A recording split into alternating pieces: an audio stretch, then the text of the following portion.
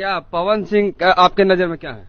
पवन सिंह झांट के बाल है। गजब बेइज्जती। नमस्कार दोस्तों बात करते हैं पावर स्टार पवन सिंह के बारे में। दोस्तों पावर स्टार पवन सिंह अपने फैंस के नज़र में पावर स्टार है, लेकिन दोस्तों जब एक कलाकार से पूछा गया कि बताइए पावर स्टार पवन सिंह आपके नज़र में क्या है, तो दोस्तों पावर स्टार पवन सिंह को क्या बोले कि लौड़ा है। जी हाँ दोस्तों, आप इस वीडियो में देख सकते हैं किस तरह से एक रिपोर्टर एक आदमी से जब पूछता है कि बताइए पवन सिंह आपके नज़र में क्या है, तो दोस्तों देखिए कि वो आदमी क्या जवाब देता है।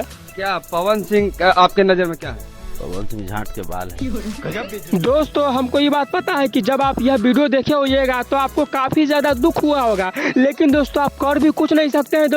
दोस्तों अगर आपको करना है तो आप एक ही चीज़ कर सकते हैं। दोस्तों इस वीडियो को इतना ज़्यादा शेयर कीजिए, इतना ज़्यादा शेयर कीजिए कि ये भरुआ पकड़ा जाए और पवन सिंह के द्वारा इसको कुछ पनिशमेंट मिला जाए। और दोस्तों इससे भी पहले आप लोग मेरे कमेंट में इस इंसान के लिए 2 शब्द कम से कम तो बोलिए।